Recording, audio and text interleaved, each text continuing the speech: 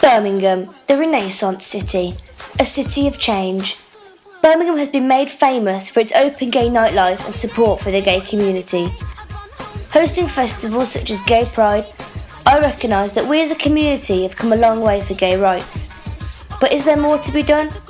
Throughout this documentary, I'll be exploring real-life stories to see what life is really like for the homosexual people of Birmingham. This is Somewhere Under the Rainbow. We caught up with Bradley Acube, an 18-year-old student from Birmingham, to find out about his battle with his sexuality. My sexual orientation's kind of changed over the past 7 years. With for 5 years of my life, from year 7 to year 11, I thought I was, just outright gay. I just thought that was it. It was done, set. And then, I met a girl at the end of year 11, and kind of had feelings for her and stuff like that, and it kind of messed up that plan and messed up. I thought I was set. I thought I was just gay. And after that, then I kind of was battling with my emotions, like knowing who I am or what sexuality I am. And then, I went through bisexual, straight, trying to be over masculine. And like recently, probably the one sexuality I'm now most comfortable with is pansexuality. Can you elaborate on that? What that is?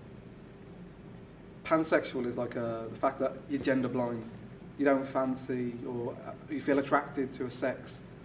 You're attracted to the actual person's personality, or you're attracted to something about them, not what they can give you as a man or as a woman, but just what that person can give you as a person. And can you remember the moment that you decided on that, or what brought you to that decision? Probably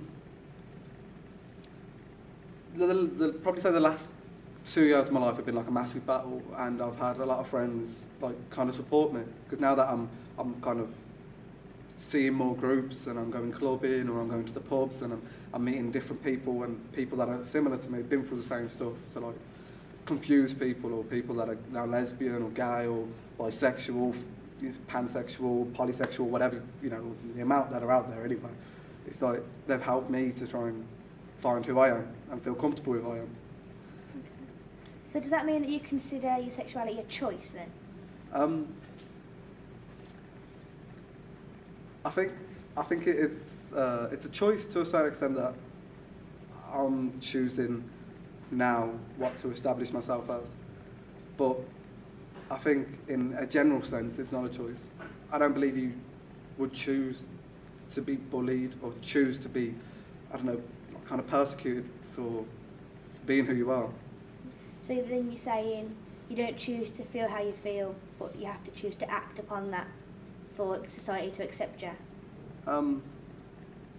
Yeah, if you act upon it, then it's all downhill. Definitely at a young age, it just feels like it's all downhill.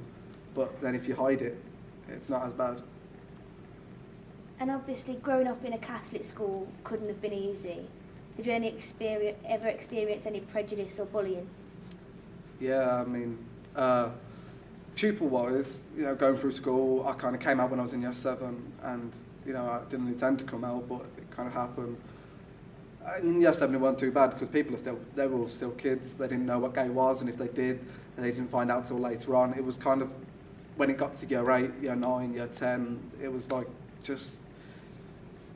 a free-for-all for all the little terrors in the year type of thing. Like, they all started to find out new words from their parents, because gay people and lesbians were starting to become more on TV, in theatre, you're starting to hear more about them, and they were coming in with words like, shit stabber and fudge nudger or stuff like that. It's just really, kind of off-putting or offensive words. The teachers weren't no better. You can't just blame the pupils, because the teachers were just as bad.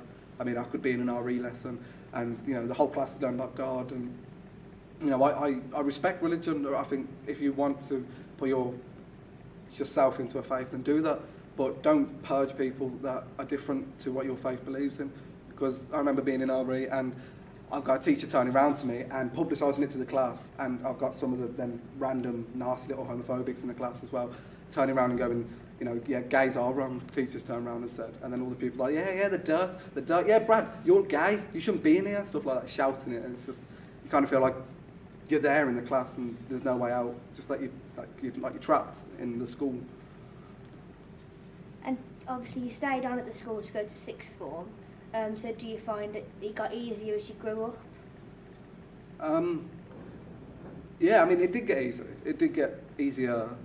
Year 11 was starting to get better. I mean, you still had some lads that now, year 11, they've all found out what the cock's for, and it's kind of, they're starting to evaluate their own sexual behaviour type of thing within that straight realm of things.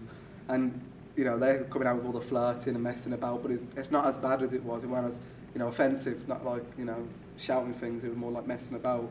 And there were some lads, they were just, I don't know, it was like, they'd turn around to me and go, do you think I'm fit? And I'd go, oh yeah. And then they'd turn around and go, oh, that's good. Gay person called me fit. Woo!